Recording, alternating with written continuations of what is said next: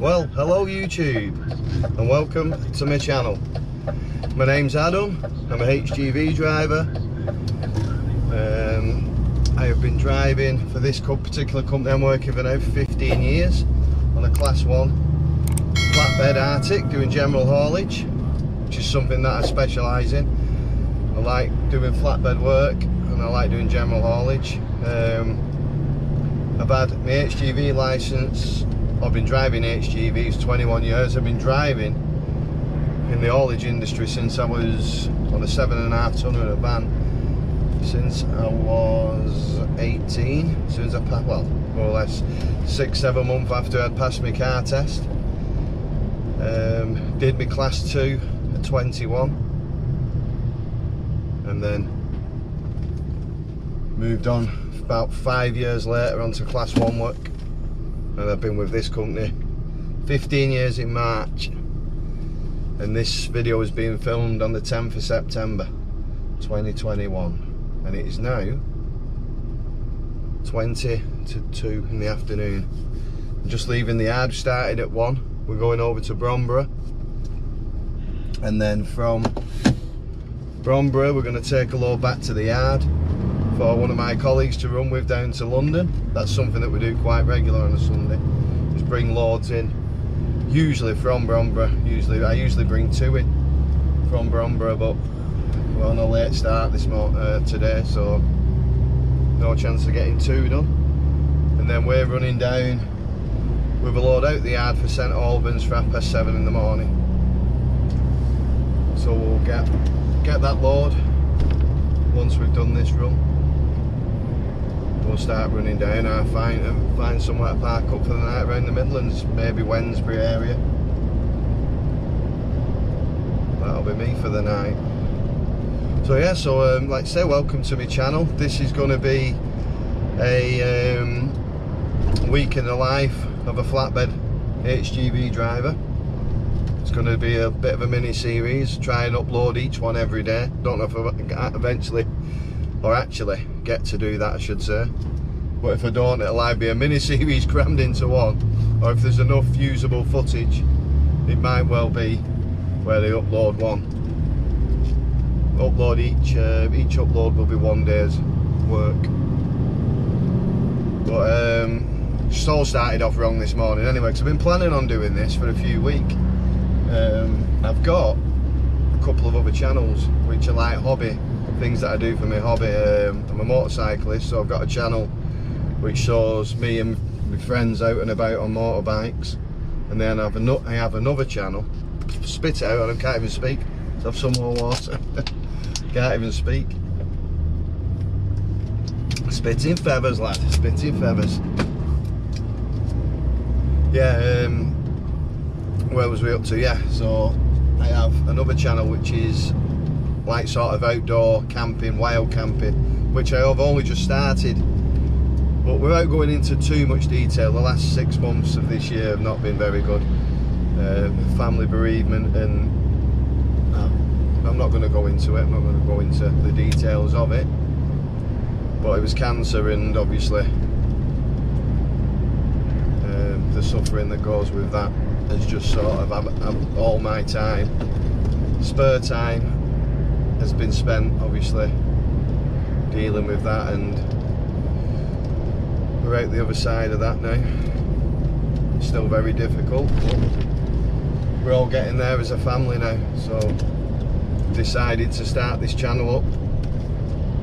It gives me something to do during the week and at night, and plus, like, my other channels are great, but I just never get to upload anything. If you're an HGV driver or you work in the haulage industry, in whatever you do, whether it's as a traffic planner, a transport manager, a mechanic, a fitter, even a warehouse person, or someone like me who's out on the road driving, the hours are long, you don't get much time to yourself. You're doing weekends sometimes, and like today, doing the Sunday. So getting out, when I do get out on my bike, or if I do get out and do a camp, trying to put a video together, sometimes it's hard work. Sometimes you just don't want to, you just can't be bothered. You just want to go out and enjoy the ride or enjoy the camp. So I thought, if I do this, I'm in this truck most of the time. I've got time to edit, I've got time to do the videos, hopefully.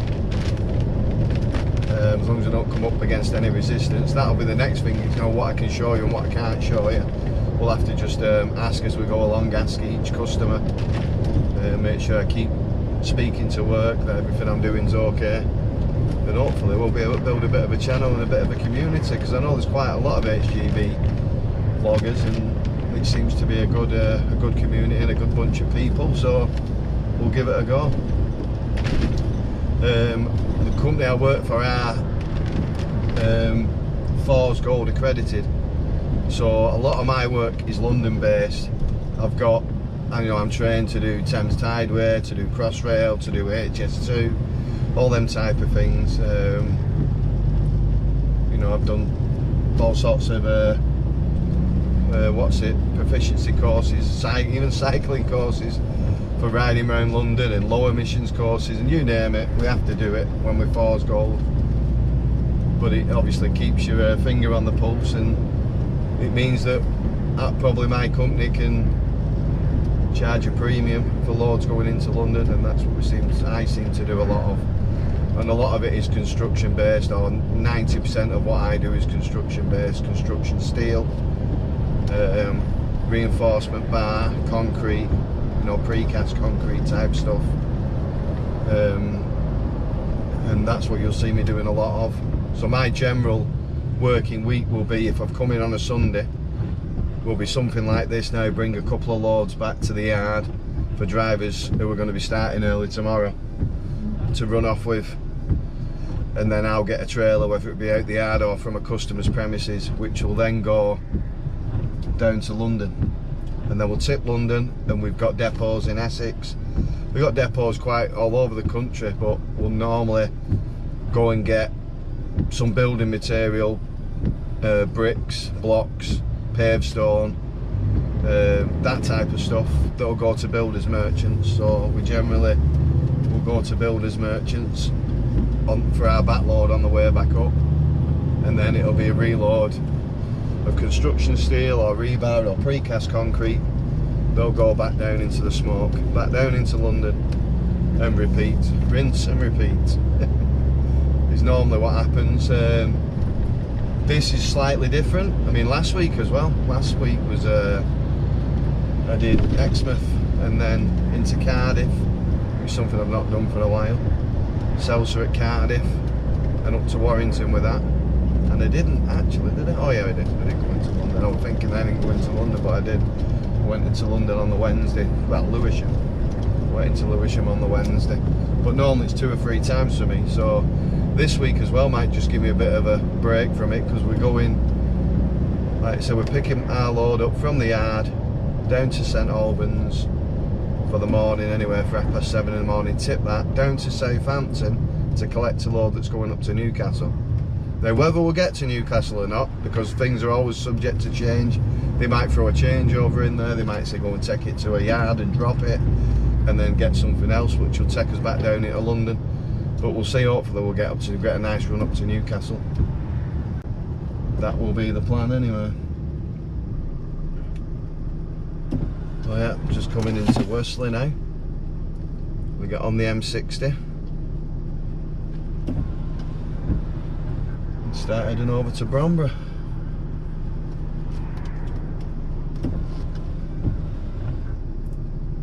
I'll try and film as much as I can, you know, around people's premises and yards. We'll have to, like I said, we'll have to ask permission. Try and show some of the offloading, some of the loading, some of the what's it side of it, manoeuvring about in the yards and strapping the loads, restraining the loads and things like with chains and toggles or straps and ratchets. Like I said, we're just coming onto the M60 now, coming up the slip road. Oh, what's this one up to? I've got one already. So yeah, it's M60, M62, so we'll stay left here for the M62. M6, M56, M53, A41 into Bromborough. And then we'll do it vice versa on the way back to the yard. So I'll crack on now. get to Bromborough, get the trailer out, because I haven't spoke to the customer. With nobody there, there'll be security on, but I'd like to speak to somebody before I film in the yard. So I'll just go and get the trailer, pull it out and strap it up outside, and I'll show you a bit of that, and then we'll head back. The car load up. Alright, bye for now.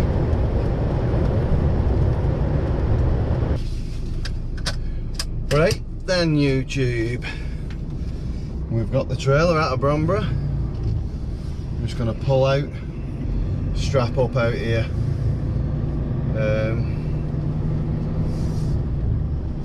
out of all the crap, get strapped up and then head back. What a bad run over here. There was a bit of traffic near Lim. Police incident, they had something on my hard shoulder pulled over. Well, on the slip road actually, going up to Lim. What had gone on there.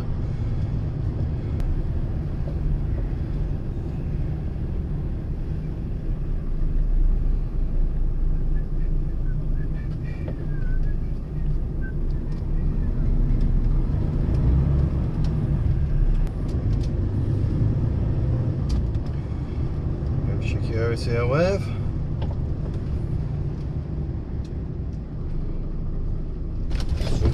Speed up.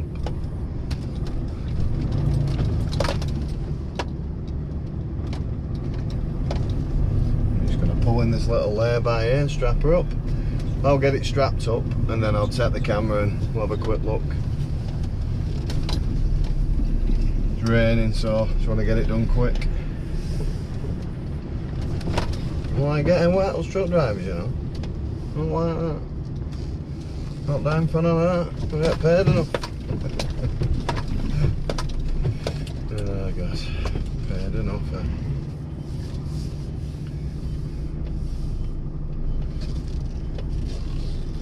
Right, that'll do us there. I'll get strapped up and then I'll bring you out for a look. See you in a bit. Right, YouTube, show you this strapping and then we'll get on our way back to the depot. As you can see, we've got a load of rebar, reinforcement bar, all strapped up, all the bulk bags, all the cut and bend. I like to use the Dutch knot technique. Now that, even though, you know, looks like it's just swinging about, that knot will never come off. And if for some reason one of these moves, settles, and this strap becomes loose, and it might hook off here, or whatever happens, you won't lose your ratchet. Even if this ratchet comes loose, slides down, this knot will stop it. So I think it's a belting idea. Well, that's it. We're all loaded. I'll show you a Dutch knot one day when we have more time.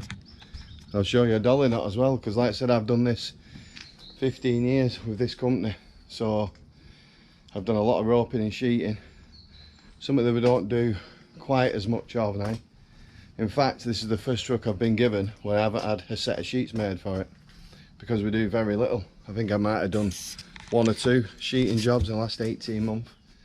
It's health and safety that's killing it. I'm allowed on the bed of the trailer, but I'm not allowed on the load. So if I was to be sheeting a load of steel, which we used to do as high as them posts, as high as the headboard, and we'd be clambering up on top of it and throwing our sheets down, our company policy now is we can't do that. So unless companies have got gantries and ways of getting our sheets on top without us climbing on top, we're not allowed to sheet. Other companies might still do it, I don't know, but we don't. Company policy. These lugs here in the post, this trailer, before it gets to site, will have fall arrest on it. It'll have 2 straps all the way around like a boxing, not quite like a boxing ring, because boxing rings have 3 straps, but this will have 2, similar to a boxing ring, all the way around the trailer.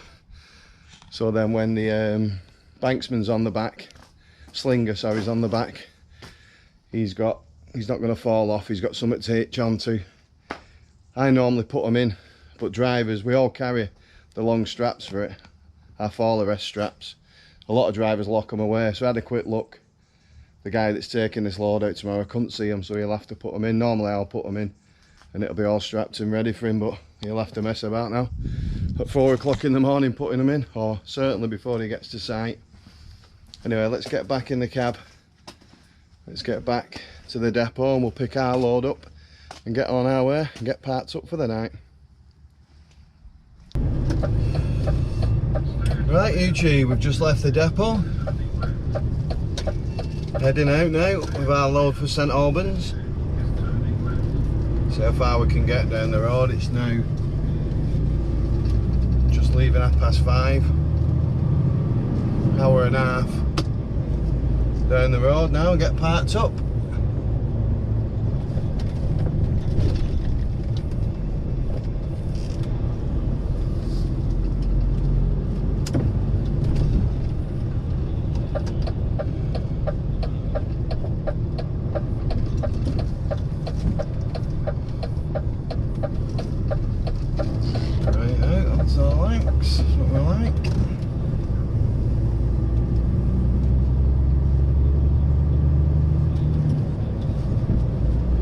Probably makes Stafford put a push for about Wednesday, so maybe Stafford area tonight. We'll just crack on, see how far we get. We're busy coming back down the 56 and the M6. We're busy. No quiet days anymore, is it? I think Sunday will be a quiet day. Not a chance to get to Sunday afternoon. It's absolutely hammered.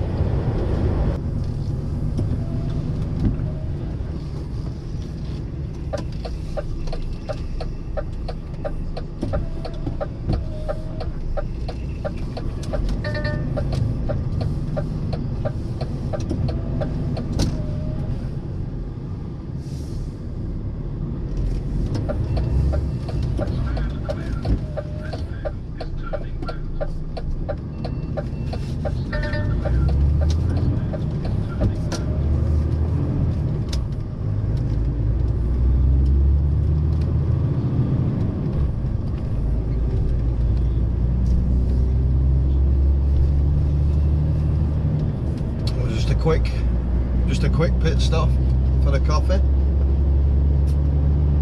Costa coffee, other coffees are available. Not as nice, but they are available.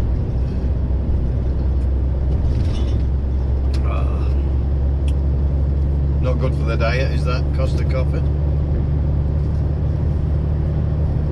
Yeah, so sorry, like I was saying, hopefully we'll get down to somewhere like the Stafford area. Get parked up for the night, get away early in the morning, do our checks, get on our way, get this delivery off tomorrow.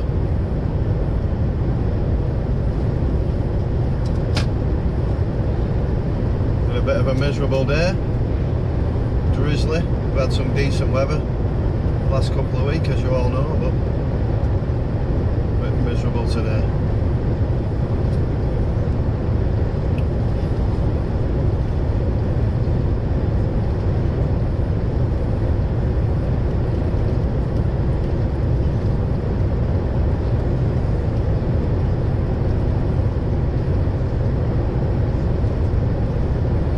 Homemade chicken broth for tea. I'll show you that later when we get parked up. Nice and easy to make. It's actually got a full chicken in it. It's got leeks, onion, carrot, cabbage, celery, frozen peas, barley, chicken, water, bit of seasoning, that's it. Nothing bad in it. Costs about, what, less than a tenner to make, and it'll do me 5-6 meals. It'll do me like 6 meals, dinner and tea every day up until Tuesday. So I can't grumble at that.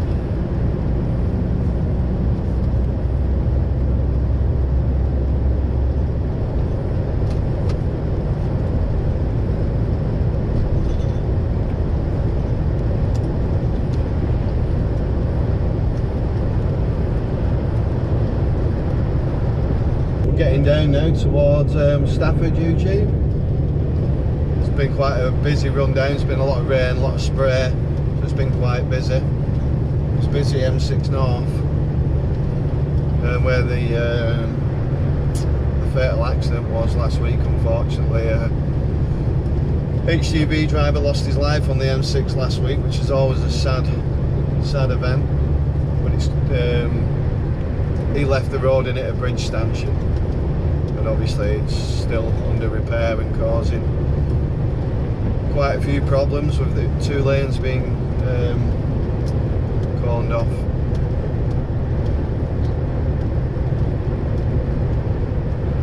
So yeah, we're not far off now, parking up, so I just thought I'd bring you back on,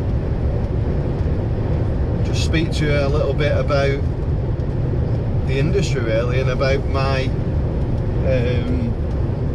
my opinions on it and my thoughts on it.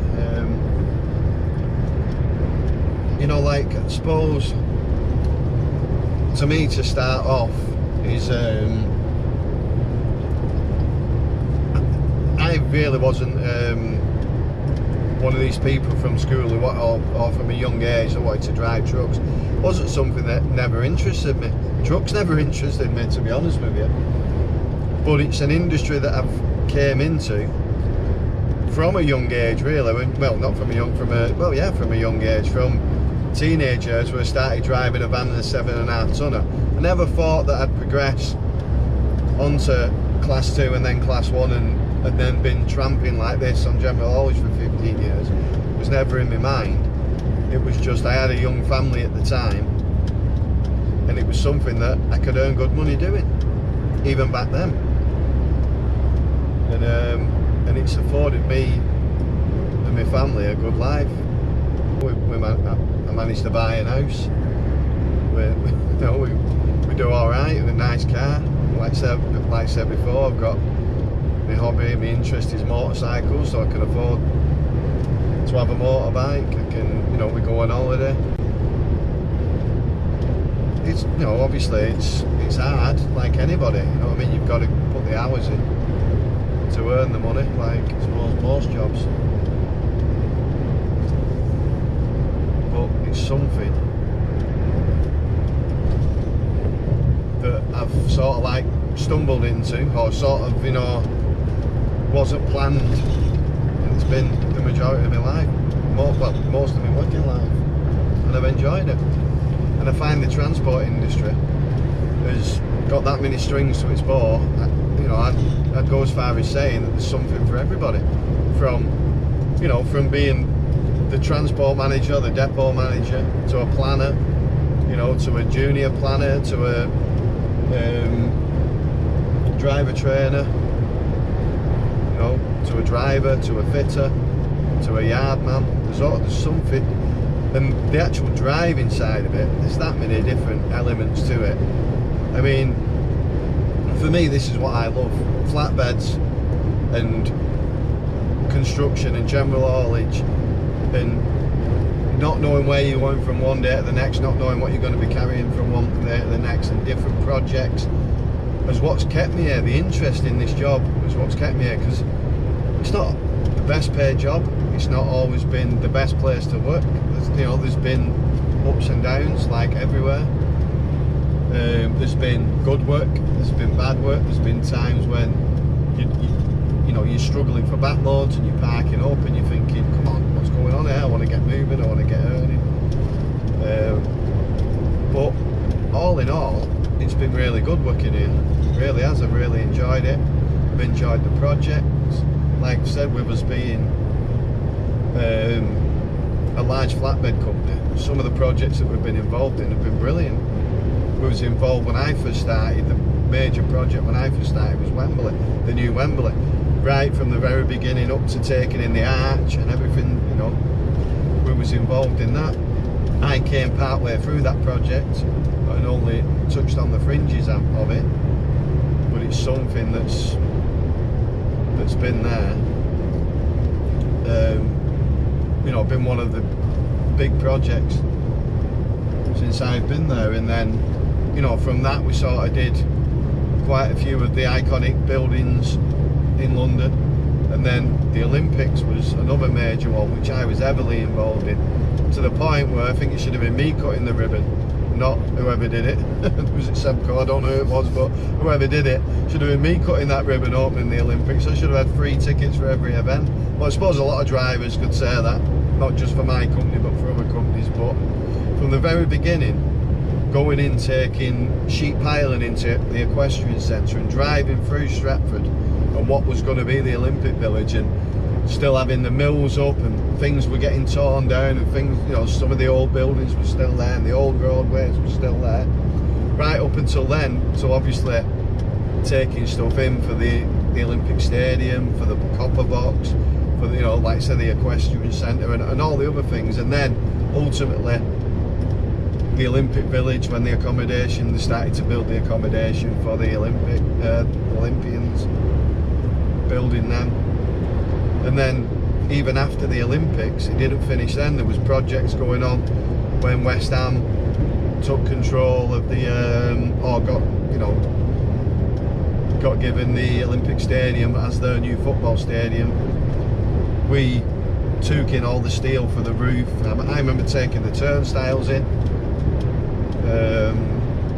and obviously a hell of a lot of the roof sections and other bits and bats when they changed it. But the turnstiles was sort of like, you know, what a thing that I remember, because it was sort of like when, you know, it was really becoming a football stadium, then it was changing, you know, and I got to see that side of it and all the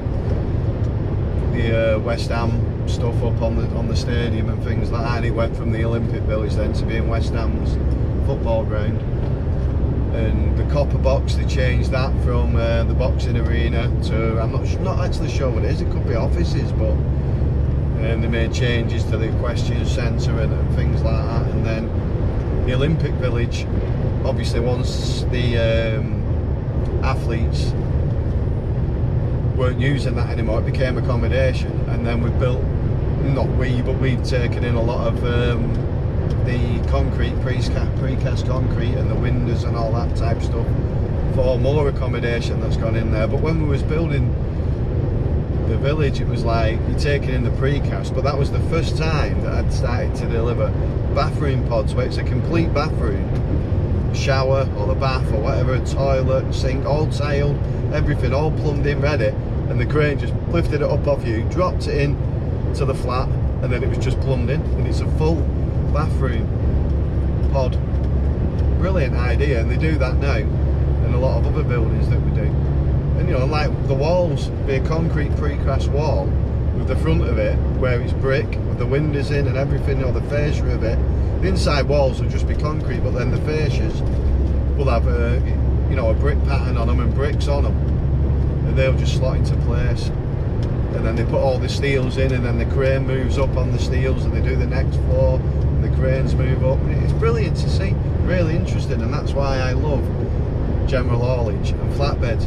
But I'm not saying that there's anything wrong with any other part of the job. But I mean, for me, going into RDCs and RDC after RDC or store deliveries for these major supermarket and the food chain wouldn't be for me.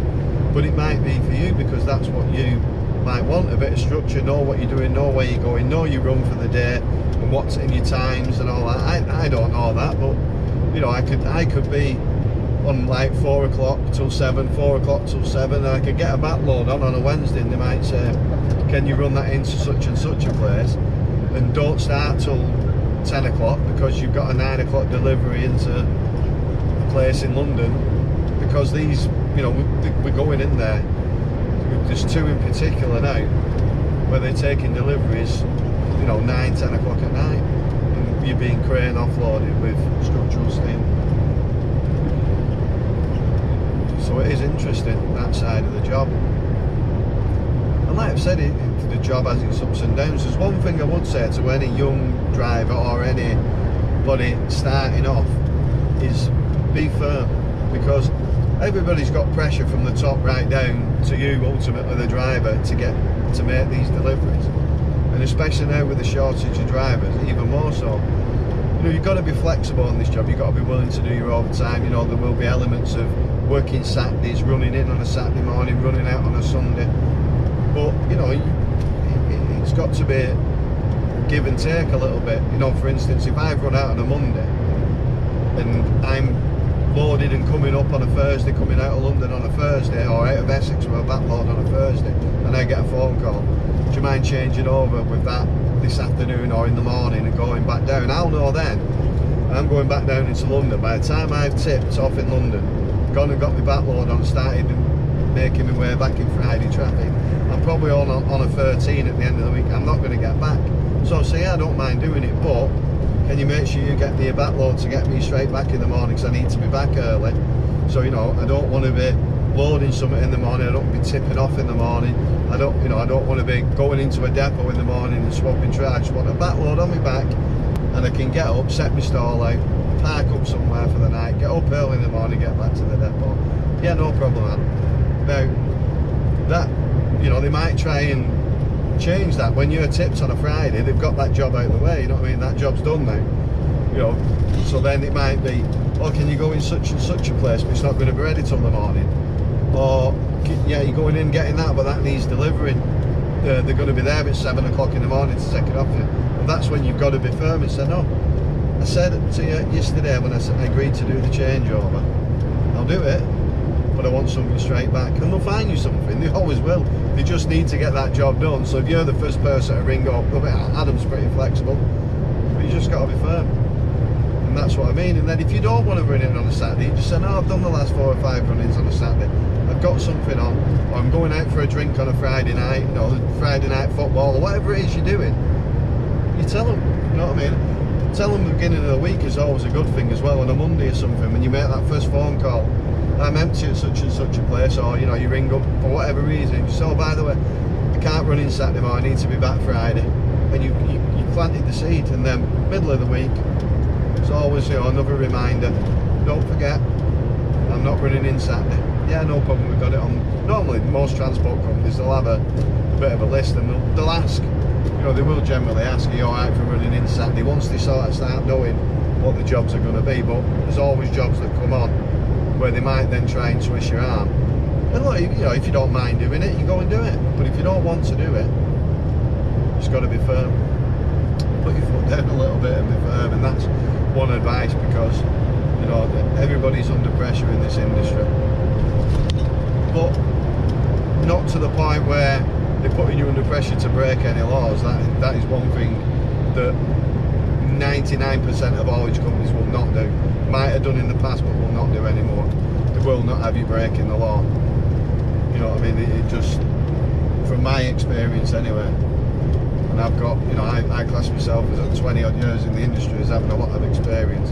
It might have gone on 20 years ago, it certainly doesn't go on now, and it certainly won't go on in the future. But there is a shortage of drivers, and, you know, there is, you know, a bit more element of just try and do your best with that job, because it's going to be late inevitably, because you collected it late, because of, you know, they've just not got the drivers to pick the stuff up. But all you can do is do your best within your legal limits, and that's all you can do. But my phone will never go. You'll notice that they'll never ring me up. They might ring me up, but what I'm saying is it's not constantly going. It's not where have you, why have you gone that way, why are you parked up there. I get none of that whatsoever. I'm my own boss when I'm in this truck, and that's what I love about it. And I don't think I couldn't work in a factory. I could possibly work in an office environment if it was along the lines of doing driver training, but I couldn't plan. I find that very difficult dealing with drivers from day to day, because some of them can be right arseholes, as we all know. I'm talking about being flexible. If you want to be in this industry, be flexible, but be firm. But don't be a complete tosser like some people are, because that's just not helpful at all. Then your planner's stressed out to death. And why do you want that argument with your planner, or that argument with your transport manager every day over something? But that's, some drivers are like that. But they're the drivers that seem to bounce from company to company and are never happy. And they'll ring you up saying, oh, it's brilliant, it's the best place I've ever worked. And 6 weeks later they're leaving, and it's the worst place they've ever worked. But every driver that has ever left this company, the job they've gone to has been the best in the world. It's been brilliant, it's brilliant, it's this, it's that, it's the other. I can take the boss's Porsche home at the weekend, I can use his private yacht. I mean, I'm exaggerating a little bit, but, well, I'm not if you listen to some drivers. But ultimately, it's a small percentage of people that actually, them type of people anyway, them type of drivers that actually find that job. Most of them, they'll bounce from job to job, and a lot of them will end up back working, you know, we've all been there, we've all done it. You know, I've always toyed with the idea, and I haven't left, so I mean, I'm not going to call anybody for leaving and trying to better themselves and trying to find a better job. That's brilliant, but you'll find that when people do, it's the best job in the world, and 6 weeks later, all of a sudden, it's not. It just makes me laugh, that. Just always has done and always will do. And there's a driver here that's been here when I started, still here now, and he moans about the job every day. Every time I see him, he's moaning about this, that and the other, and I just think, what are you still doing here? But he's still here, so I think no matter where he went, I think if you sat him at home on £1,000 a week, he'd find something more about. But anyway, that is just the industry we're in. But like I said, from what I do, what I've explained that I do, you know, there is other jobs, you know, like walking floor and tipper work. You're not worried about the load on your back. That's one thing that I have got to be conscious of. So most people, but I mean, restraining the load on the back of a flatbed, the way the steel is stacked up, the way you see that load earlier on, you know, the bags, the different things, it's got to be well strapped, and it's got to be done properly, or, you know, inevitably something's going to happen. You're going to end up losing. You're going to end up, you know, losing a load somewhere along the line if you're not doing that properly. Where if you've got a tipper or a walking floor, you don't even have to think about it. You don't even have to think about what's on the back. Regarding, obviously you have to drive accordingly, but regarding like, what's it, you know, load restraints are non-existent, are they? So,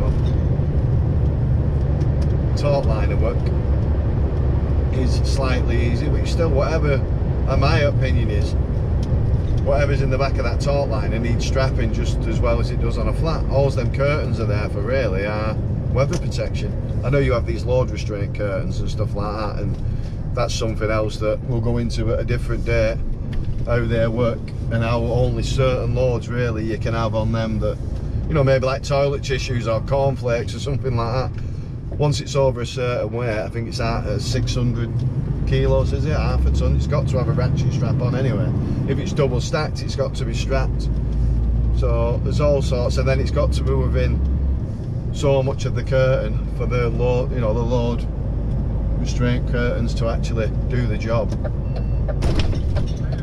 And you've always got to strap the back to stop the load moving anyway. So there's all different elements, and there's all different, but I think there's something for most people in this industry. You know, you can do different shifts, you can do nights, lates, earlies, 4 on, 4 off. You can do what I do and tramp all week. It all depends on what you want to do and what you want to earn.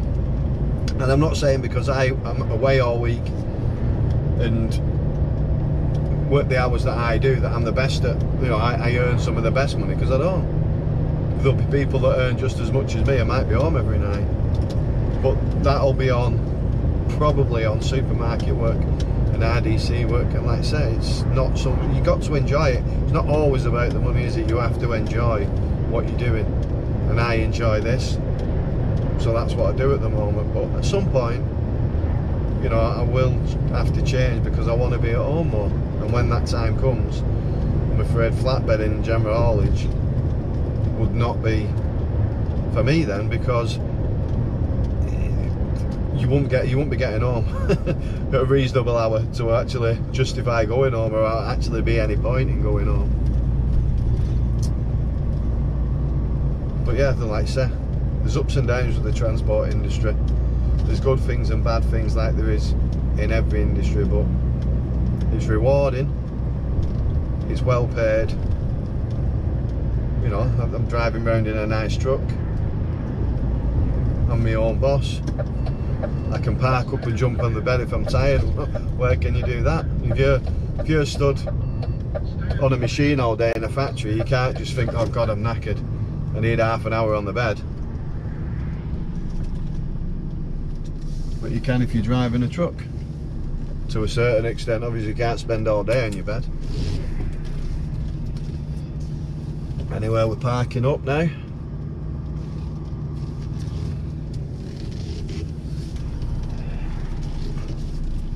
for the night. It is 7:15, a bit later than I wanted, but it's not a problem. We're at Wolverhampton.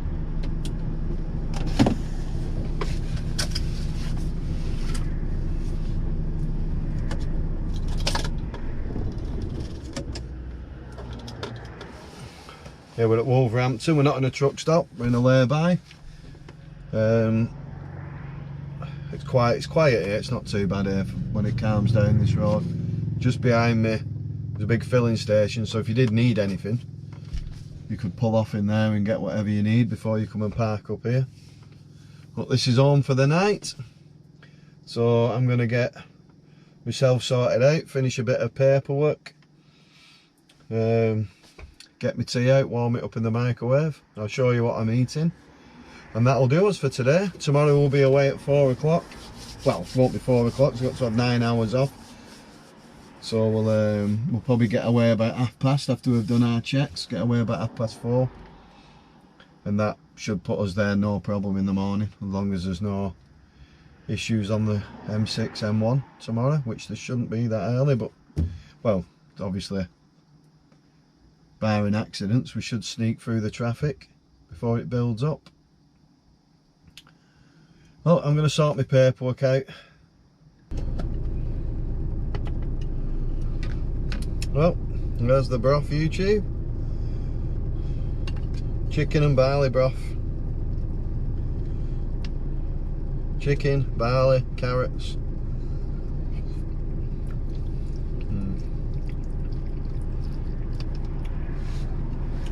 So full chicken, 3 carrots, 2 leeks, 2 onions, some cabbage, 3 or 4 celery, 2 handfuls of frozen peas, barley, water, bit of salt and pepper, and that's it. So it's all goodness. Tastes really good. There's a bit of celery. Warm it up in the microwave. Excuse me. Warmed up in the microwave. Perfect. I've got, like I say, enough to last me till Tuesday for dinner and teas, and it cost me less than £10. We might get some weight off me with better luck. Well, I'm going to tuck into this. I'm going to leave it here now for day 1 of the week in a life of a HGV flatbedder, and I'll see you all in the morning. Cheers, bye for now.